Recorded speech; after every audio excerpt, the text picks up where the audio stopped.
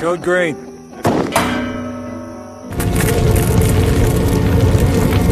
It's my husband.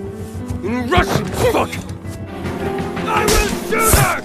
Halo Magerolik atau para pecinta selunjuran sambil pegang HP, apa kabar kalian semuanya? Kali ini saya akan menceritakan sebuah kisah yang sangat-sangat heroik, dramatis, dan sangat-sangat mengguncang jiwa kita semuanya.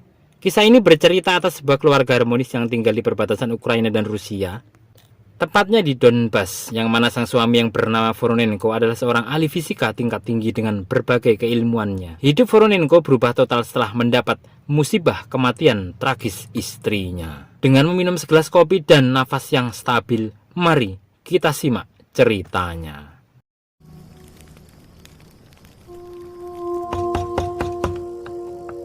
Hiduplah satu keluarga di perbatasan Ukraina dan Rusia di sebuah pemukiman yang bernama Donbas. Sang suami yang berprofesi sebagai guru fisika menjalani aktivitas rutin seperti biasa. Can you hit it in the same place again? Is a physical quantity. Kemudian sang istri yang beliau adalah seorang pelukis hewan-hewan liar sering menyalurkan hobinya melukis di alam liar dengan busana penyamaran ala tentara tempur agar para hewan tidak kabur saat dilukisnya.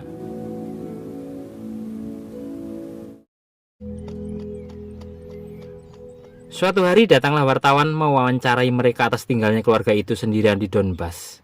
Kemudian wartawan menanyakan berbagai hal dan di sini juga diketahui bahwa Voronenko adalah orang dengan 3 gelar tinggi yaitu matematika, fisika, dan ekologi. Has 3 degrees in mathematics, physics, and ecology. Di sini Voronenko menceritakan bahwa istrinya sedang mengandung anaknya dan dia ingin membesarkan anak-anaknya kelak di pemukiman itu. Setelah wartawan diinformasikan temuannya berupa kincir angin listrik, Start over there.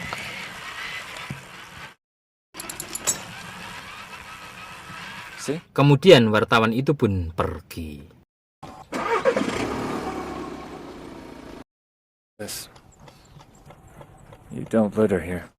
My son, for you, my darling. Malam itu mereka begitu menikmati indahnya suasana di balik kegelapan malam dan nyanyian indah dari Voronenko. Dan diakhiri dengan datangnya 4 mobil Rusia dengan tentara senjata lengkap menerobos perbatasan itu yang nampaknya ada niat jahat.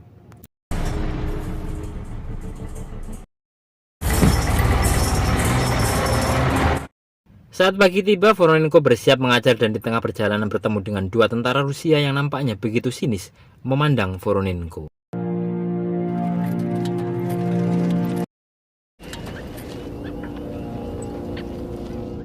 Sesampainya di sekolah, Voronenko melihat sebuah berita datangnya tentara khusus Rusia.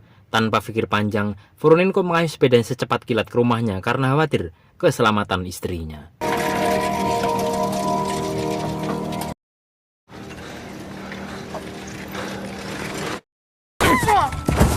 Where are you going? Dan benar saja sesampainya di rumah, istrinya sudah diinterogasi oleh 2 tentara itu. Mereka curiga bahwa Voronenko dan istri adalah seorang mata-mata. Voronenko berusaha mencegah dan mengatakan bahwa istrinya sedang hamil, namun 2 tentara itu tak peduli. Kemudian salah satu dari mereka mengecek rumah itu dan benar saja mereka adalah guru dan pelukis, namun rumah itu malah dibakarnya. Istri Voronenko begitu murka melihat kejadian itu dan berniat melempar dengan batu, namun 2 tentara itu malah menembak istri Voronenko. Dan terlihat kesedihan, kepedihan, dendam, semua rasa benci berkecamuk dalam diri Voronenko. Dan terlihat rumah mereka terbakar habis dilahap si jago merah.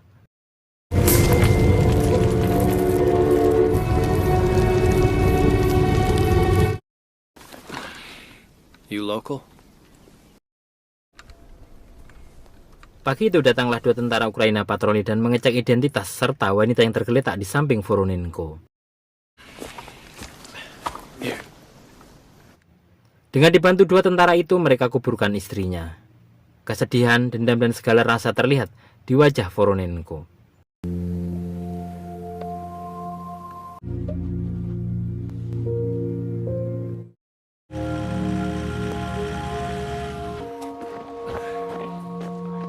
Setelah selesai penguburan itu, Voronenko diajak oleh tentara dengan mobilnya. Sesampainya di pos pemeriksaan, nampak tentara itu dimarahin habis oleh komandannya karena membawa Voroninko. Hal ini karena khawatir Voroninko adalah penyusup. Kemudian Voroninko keluar dan dia mendekati senjata di sana. Para tentara kaget dan nampak Voroninko begitu terpukul sepeninggal istri tercintanya.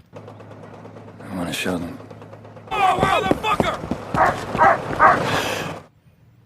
Kemudian Voroninko bergabung di pelatihan dengan tentara-tentara itu. Saat berlatih bongkar pasang senjata, nampak Voroninko yang basicnya adalah seorang pengajar begitu terlihat kesulitan. Kemudian Voroninko terus berlatih fisik, mental, dan skill senjata. Menjelang tidur, Voroninko memandangi jimat keberuntungan dari istrinya. Hari-hari dihabiskan oleh Voroninko dengan berlatih dan terus berlatih. Dia juga dengan gigih berlatih sendiri menangani senjata AK-47.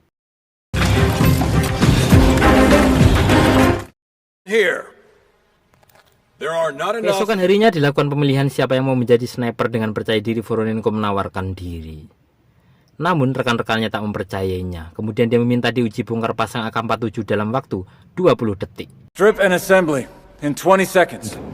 Awalnya mereka menertawakannya, kemudian Voroninko beraksi dengan menutup matanya. Voroninko melakukan skill itu. Dan hasilnya sungguh-sungguh mencengangkan. Dengan 18 detik dilakukan bongkar pasang itu dan mereka berangkat menuju pelatihan sniper. Pelatihan pun dimulai.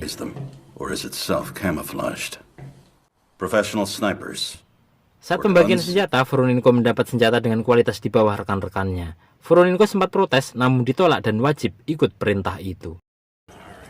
I just go. Saat tes pertama dilakukan, beberapa kawannya gagal, namun Voroninko mampu melaluinya, yaitu tes bereaksi atas suara atau gangguan dari luar. Kemudian setelah pelajaran teori atau in-class training, mereka melakukan aksi menembak target dengan fokus dan ketenangan tinggi. Di tes ini Voroninko gagal mendapatkan nilai yang bagus. Saat pelajaran berhitung jarak yang itu adalah keahliannya, sang pelatih memberikan soal-soal. Namun belum selesai soal itu ditulis, Raven mampu menjawab dengan tepat dan pelatih itu kagum dengan kemampuan Voroninko atau si Raven. Distance to Kamaz is 493 meters. Saat malam hari dilakukan ujian menembak, pelatih mulai memberikan aba-aba tembak dan terlihat Raven gagal. Namun Raven memberitahu bahwa dia belum melakukan tembakan. Setelah Raven menembak, hasilnya sangat mencengangkan, yaitu +3 atau +3. Code green. +3, Raven. Sir. First class. Pagi harinya saat pembagian kompi, Raven mendapat predikat pertama, sungguh hasil kerja keras yang luar biasa. Kemudian malam itu Raven menyanyikan lagu memori dengan istrinya dengan tetap membawa jimatnya.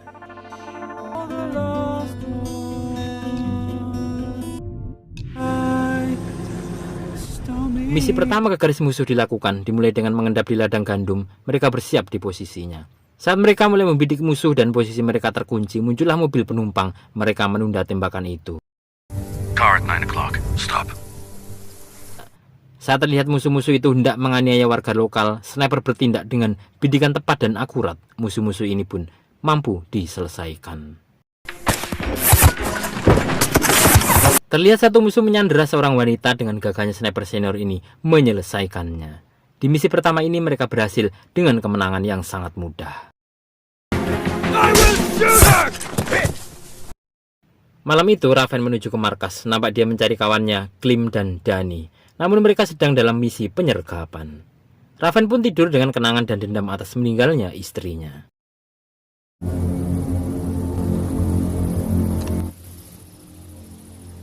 Berpindah pada aksi Klim dan Dani, nampak mereka sedang mengendap-endap di rerumputan berpasir. Mereka tak mengetahui jika gerakannya sudah dibidik oleh sniper Rusia, dan beberapa saat kemudian peluru pun dilepaskan. Dan Klim pun tewas. Mayat Klim dibawa ke markas. Saat Raven datang, dia kaget melihatnya dan terlihat dendam semakin berkecamuk dalam dirinya. Kemudian Raven merencanakan aksi balas dendamnya. Keesokan harinya mereka berjalan di balik tebalnya kabut. Sesampainya di pepohonan mereka pasang ranjau beserta pemicunya.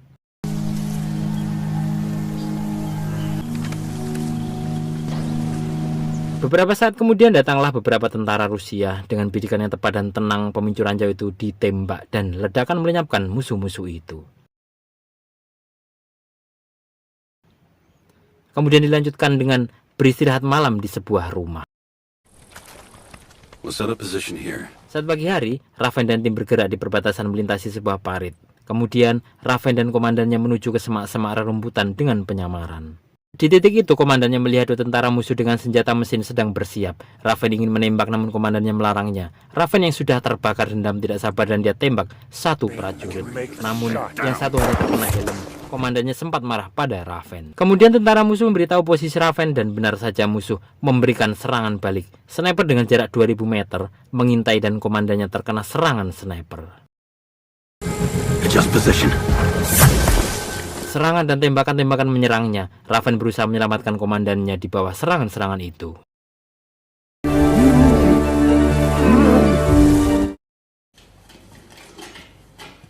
Kemudian, saat ditangani tim dokter, dari serangan ini, komandannya pun tewas. When there's actionable information. Nampak Raven begitu terpukul karena dia merasa bersalah. Kemudian di markas itu Raven diberikan informasi bahwa akan dicari pelaku pembunuh kapten itu. Raven diminta menyelesaikan masalah itu dan mayat kapten pun diberangkatkan. I'll be lying in shit all your life. Kemudian nampak di sebuah gedung tua terdapat dua sniper musuh. Raven yang sudah tak sabar bergerak sendiri ke tempat itu. Dengan kesabaran kejelian, satu sniper dilumpuhkan. Dan sniper di dalam rumah itu pun diselesaikan dengan baik. Dari kejadian ini Raven terluka di lengan kanannya. Kemudian Raven beristirahat di persembunyiannya.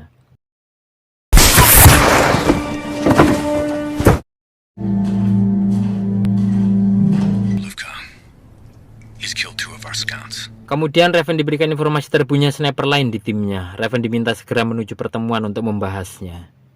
Raven bergegas menuju tempat berkumpul dan beberapa kawannya menyambutnya. Di sini mereka dijelaskan adanya rilis video dari lawan yang melemahkan semangat mereka. Dan target berikutnya adalah di sebuah gudang kimia dengan beberapa sniper di sana. Our task is simply to clear access to the plant contains pressurized chlorine storage. Kemudian penyerangan pun dilakukan. Komandannya berhasil masuk ke gudang kimia itu dan nampak Raven mengendap-endap dengan sangat hati-hati dan pelan mendekati gudang. Terlihat jika sniper lawan di gudang kimia yang sangat luas itu, pasukan sniper dari pihak Raven juga mendekat dan mengintai pasukan penjaga. Saat Raven di dekat gudang, dia beraksi dengan senjata laras pendek. Didapati dua lawan menunggunya. Satu lawan diselesaikan dan satu lawan ini adalah pembunuh istrinya. Betapa api dendamnya terbakar dan diselesaikannya dengan cepat. John, you and I had. Kemudian persiapan menembak dilakukan. Masing-masing personil membidik target. Raven bersiap bergerak. Komandannya menembakkan peluru untuk mengalihkan perhatian lawan atau menghilangkan jejak posisi sniper. Dan penjaga-penjaga itu dilumpuhkan dengan tepat.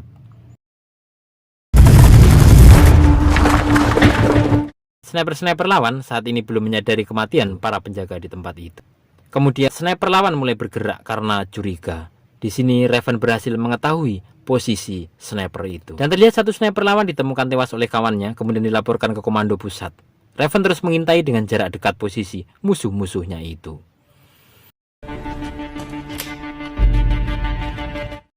Saat komandan sniper lawan yang bernama Seri kembali ke posisinya, dengan sangat cepat, senyap, dan tepat Raven membinasakannya. Dan disusul dengan kiriman satu granat ke sniper yang tersisa oleh Raven. Kemudian datang satu pasukan musuh bermobil yang berusaha berkomunikasi. Kemudian Raven membidiknya dan diselesaikannya.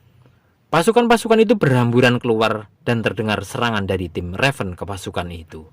Dengan sangat sporadis, serangan itu membinasakan pasukan lawan dan binasa semua musuh-musuh itu. Kemudian Raven mendatangi rumah kenangan bersama almarhum istrinya. Diakhiri dengan penyamaran Raven di sebuah bukit bersalju dan film pun berakhir. It is the hand of God. Sungguh film yang sangat memberikan motivasi dan pelajaran-pelajaran atas kehidupan yang sangat berubah-ubah. Kami segenap kru undur diri, semoga kita semua sehat selalu dan wassalam.